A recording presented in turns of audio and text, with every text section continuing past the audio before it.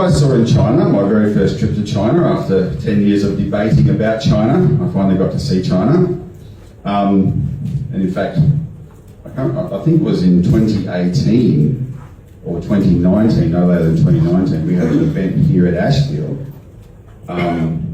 that year in this very room where I opened up by talking about China then in the context of all the hysterical accusations going on.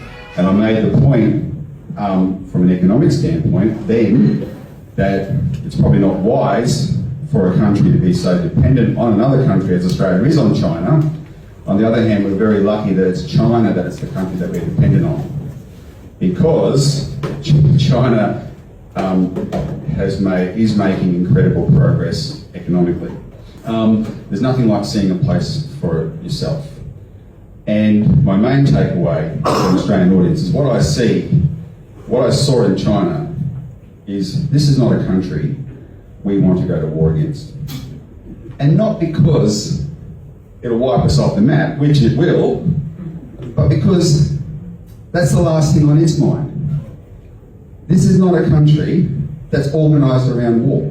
It just isn't. There is nothing militaristic about China. Now, they have a powerful military, they have all that, but that is not the organising principle of that country.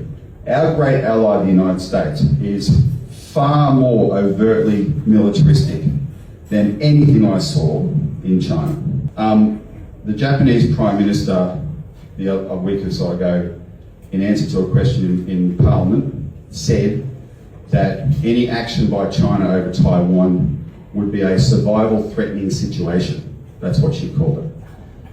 By calling it that, she was invoking the clause of Japan's law that says, under this circumstance, a survival-threatening situation, Japan is justified in going to war again.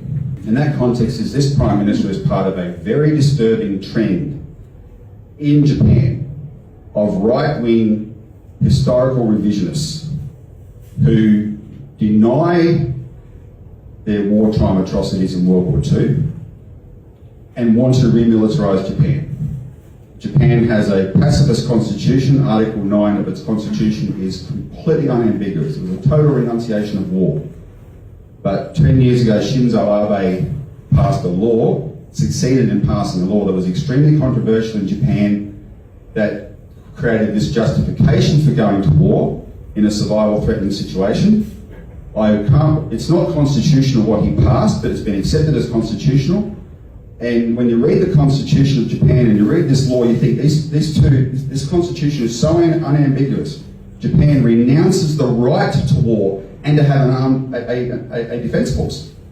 They can have a self-defence force, but they renounce the right to have a defence force.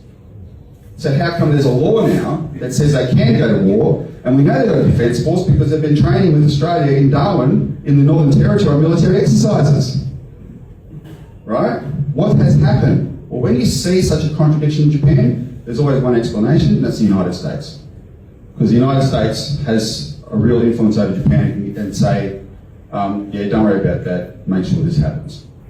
And so what the United States has been doing, or people in the United States, have been setting up Japan to be its proxy in a fight against China. Now, up until this woman became Prime Minister, the Japanese were very reluctant. There's plenty of people in Japan that are committed to pacifism. But America has four proxies, or four targets to be proxies. Taiwan itself, of course, Japan, Philippines and Australia. A lot of people always made the joke, the only country of those four stupid enough to be the proxy is Australia. But now these right-wingers, these militaristic people, are in Japan, and the fact that they deny their war crimes is what should be most disturbing to Australia. 点关注不迷路。